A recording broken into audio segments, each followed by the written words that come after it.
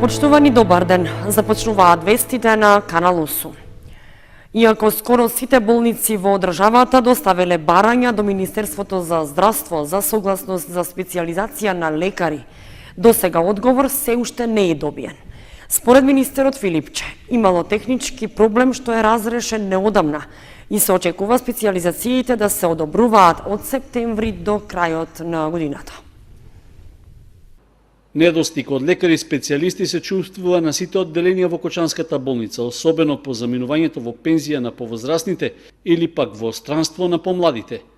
Слична е состојбата и во останатите здравствени установи во регионот, поради што полог период се чека на согласност од Министерството да одобри стручно доусовршување на лекарите.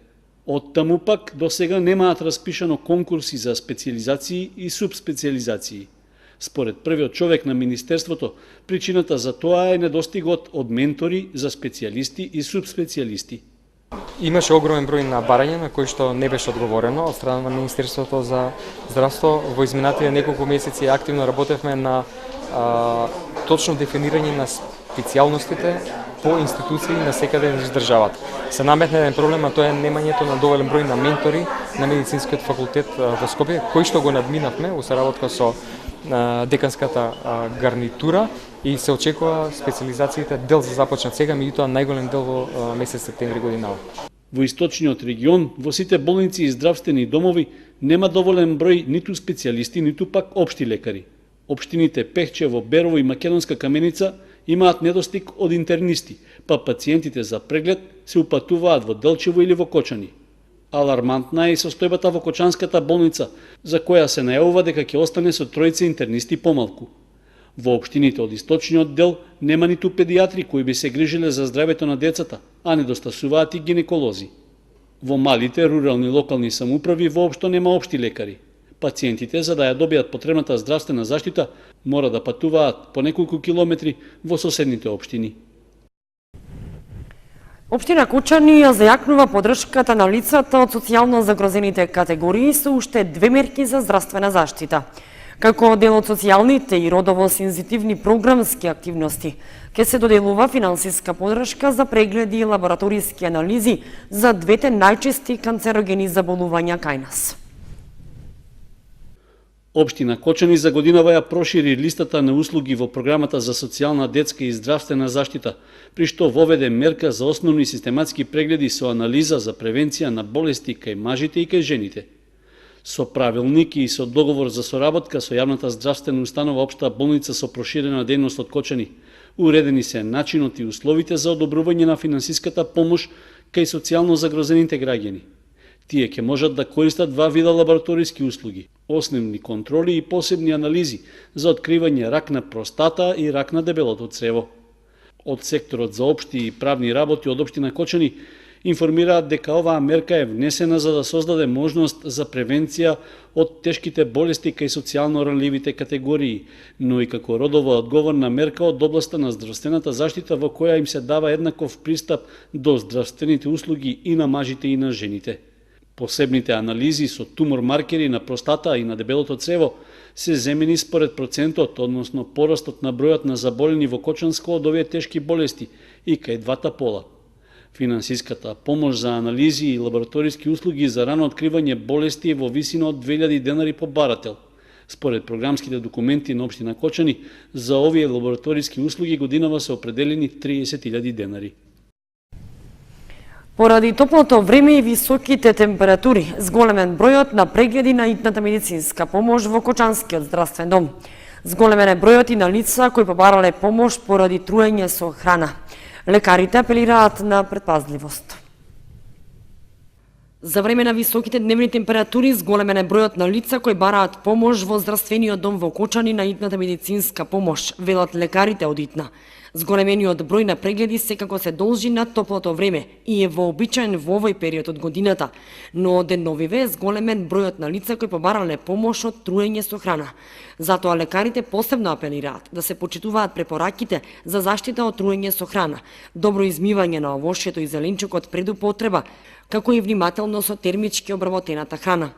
И на кои понатаму продолжуваат препораките од лекарите за заштита од топлотен удар, носење капа, наочари за сонце, лесна и светла облека, поголема конзумација на овоше зеленчук и течности, како и неизлегување надвор без потреба во периодот од 11 до 17 часот. Од извршените анализи на резултатите од здравствените прегледи, лекарите констатираат отстапување по однос на масноти и гликемија во крв, како и покачен крвен притисок, и истите ги упатуваат на дополнителни контроли на своето здравје. Освен прегледите, лекарите делат и брошури и совети за справување со високите температури и општите препораки за грижа за здравјето во услови на топлотен бран. Општина Кочани реализира активности за поправка на улиците и крпење на ударните дупки. За оваа намена ќе се потрошат 6.500 евра од општинскиот буџет. Согласно програмата за реконструкција и одржување на улиците и локалната патна мрежа, стручните служби на општина Кочани започнаа активности за крпење на оштетувањата на асфалтот и пополнување на ударните дупки. Се работи на сите места каде што се забележани проблеми или пак за кои граѓаните претходно пријавиле потреба за ваква интервенција. Градежната механизација веќе е излезена на терен и се работи на улиците во градот, а ќе се продолжи и во дел од населените места во општината. Од секторот за уредување на градежното земјиште информираат од и досега се извршени корекции на асфалтните дефекти на улиците Ѓорче Петров и Белкамен. Следуваат градежни работи на Страшоер Бапче, 1 мај, 9 мај, Бороловџија, а потоа и во населбите Усова Чешме и Лесна индустрија. За реализација на активностите наменети се 400.000 денари од буџетот на општина Кочани. Санирањето на оштетувањата на асфалтната површина на овој начин е времено решение за известно нормализирање на сообраќајната инфраструктура. Од општината информираат дека паралелно со овие активности ќе се врши и бетонирање на пристапните улици. Во меѓувреме завршени се подготвителните работи за изградба и тампонирање на улиците во населените места и се очекува деновиве асфалт да добијат сообраќајниците во Мојанци, Градовци, Горни и Долни Подлог и Тракање. Во меѓувреме заврши рокот на тендерската постапка за ревизија на проектната документација за улици и патишта на територијата на општината, за што ќе се потрошат над 330.000 денари. Со ревизијата треба да се утврди завршениот предмер за изградба на 2 локални патни правци со должина од 1 км и еден локален пат со должина од 3,2 км. Освен тоа, фирмата што ќе ја прави ревизијата има за задача да ја провери документацијата за 52 улици со должина од 200 до 800 метри, како и за 4 подпорни ѕидови со должина од 20 метри. Општинската организација на борците во Винница свечено ја одбележаа 74 годишнината од формирањето на 4-та македонска бригада. Се поклонија пред спомен обележието на врвот Лисец на планината Плачковица.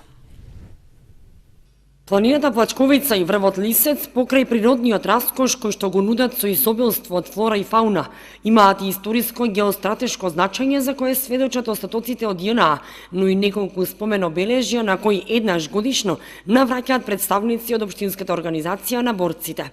На надморска височина од 1700 метри беше одбележана 74 годишнината од формирањето на 4-та македонска бригада.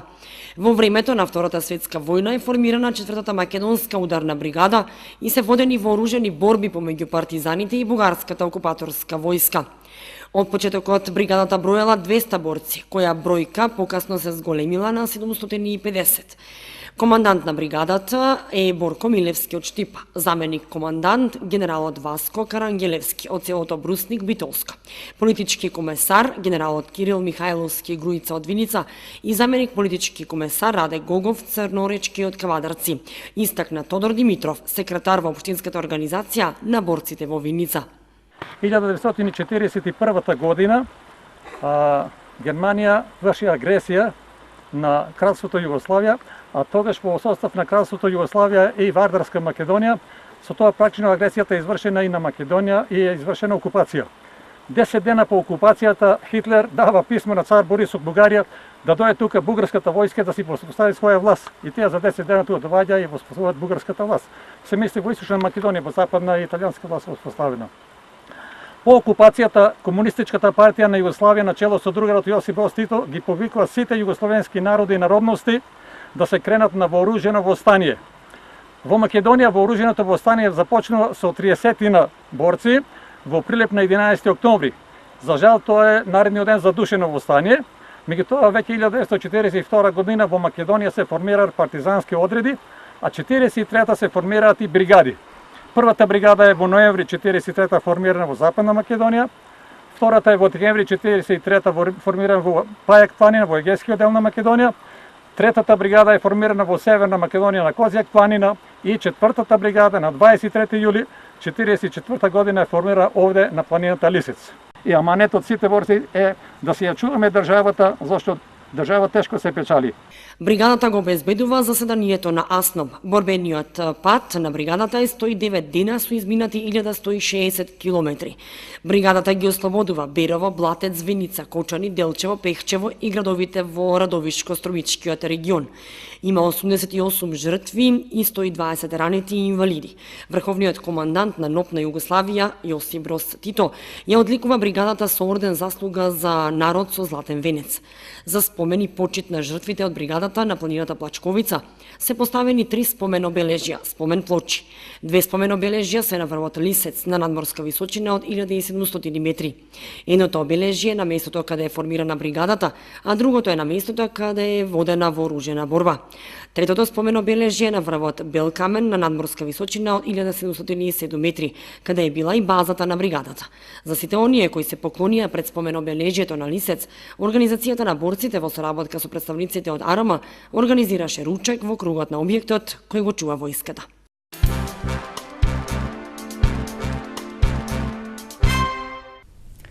И понатаму во теке издавањето дозволи за собирање шумски плодови. Кочанци во овој период најмногу ја собираат боровинката. Шумското стопанство Согово заедно со работната единица од Пробиштип до сега оваа година издала 71 дозвола. Од јавното предпријатие Македонски шуми со апел да не се собираат недозрени плодови и да не се уништуваат истите. Подружницата на Македонски шуми и шумско стопанство Согово од Кочани заедно со работната единица од Пробиштип во текот на оваа година издале 71 дозвола за собирање шумски плодови. Сите физички и правни лица кои што сакаат да собираат шумски плодови, како и откупувачите, мора да бидат регистрирани и да имаат дозвола за собирање шумски плодови. Пријавувањето и регистрацијата се врши во подружниците, каде истовремено се добиваат детални информации за целокупниот систем на одржливо користење, контрола и законски обврски во оваа област. Кочанци најмногу собираат боровинки и шипинки, но има и нарушувања во текот на собирањето, кога собирачите намерно ги оштетуваат боровинките со цел да се намали производот за следната година. За таквите ќе има и казни, велат од шумското стопанство Согово. Во текот на 2018 година имаме издавано ние како подружница ШСО Кочани со работна единица Пробиштип некаде околу збирно 71 дозвола, од кои 25 се во општина Кочани и 46 се во општина Пробиштип. Обично кај нас највеќе застапени се плодови од модра спрека и боровинки. Боровинките во периодот некаде крајот на баш сега некаде средината на јули, крајот на јули и почетокот на август. Би требало да е највеќе во август, меѓутоа имаме нарушувања у текот на собирањето и кога нема потреба ги собират и дури ги оштетуваат стеблата на боровинките за да не би биле во текот на наредната година доваѓа до ниво нарушување, до намалување на производството на овие боровинки. Во текот на есента се собираат шипинки, исто и за нив е пропратено со давање на дозволи и за физички лица и за правни субјекти. Со правните субјекти, со фирми кои што се регистрирани за собирање на шумски плодови, вообичаено подружницата склучува и договори. Сето тоа е регулирано согласно прописите и дозволите на Министерството за земјоделство, шумарство и водостопанство и заеднички со јавното предпријатие Македонски шуми. Се дава едно заокружување и тековно следење од почетокот на собирањето до извезувањето на шумските производи на терен. Од шумското стопанство Согово апелираат да не се берат пред време недозреани производи. Фактички ги собираат зелени и наместо да бидат од корис, тие соберени шумски производи, како боровинките, они стануваат штетни. Дури нивното масовно посетеност од луѓе, можеби некојаш неконтролирано, доведува до нивно нарушување на самите стебла на боровинките, нивно нарушување и нивно намалување, за да наредна година ние го тоа проследуваме дека со текот на годините веќе таму дека имало поголеми количини, поголема застапеност, веќе таа застапеност се намалува. Шумочуварската служба прави напори за детектирање на тие луѓе кои намерно ги уништуваат плодовите и за уништувачите или за собирачите на плодови без дозвола следува нивно отстранување од теренот и соодветни казни. За собирање на шумски плодови се регистрирани и нивните откупувачи како правни субјекти и соработката со нив е одлична, додава Диванисов. Инаку контролата за собирање на шумски плодови е изградена во еден систем на интегрална контрола и во тој систем се вклучени Министерството за земјоделство, шумарство и водостопанство, шумарскиот инспектор, јавното претпријатие Македонски шуми и подружниците во соработка со шумската полиција. За подолго да трае доењето на мајките им е потребна подршка од семејството, здравствениот систем, заедницата и општеството. Ако ја немаат оваа подршка, поголем дел од мајките до 6-тиот месец на бебето се откажуваат од доење. Со серија едукативни предавања и практични работилници се одбележува Светската недела на доењето.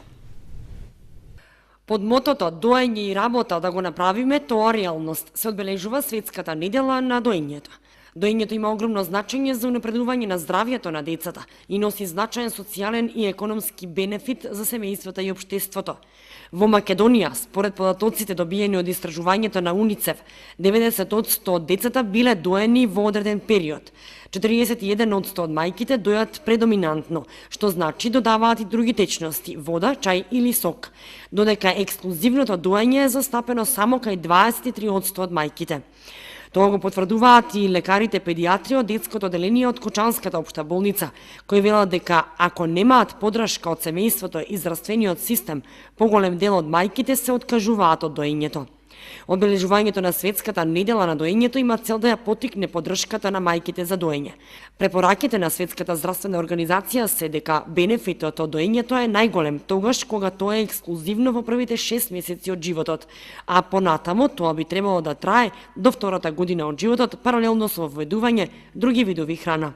Огромно значење за поттикнување на мајките во доењето имаат и медицинските сестри и акушерки, како и лекарите кои учествуваат во чинот на породувањето на родилките, кои треба да прават максимални напори уште во првите 2 часа после породувањето да се направи обид за прв подој, а кој е од мощно и големо значење за воспоставување успешна лактација кај идните мајки.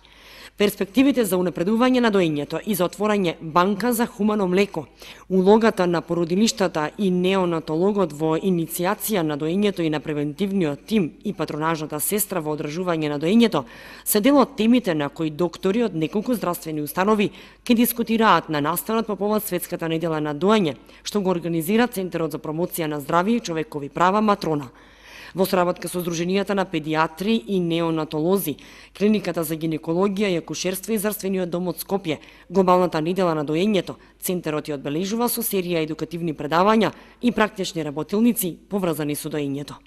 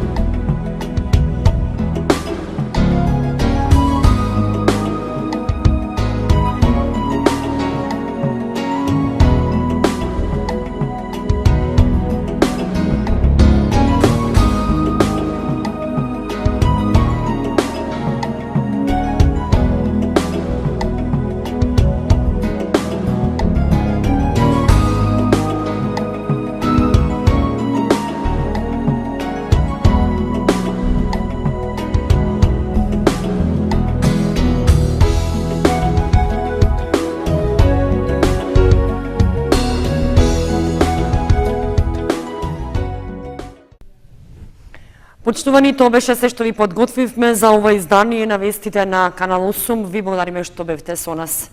Информациите ги имате и на нашата веб страница kanal8.mk. Довидување.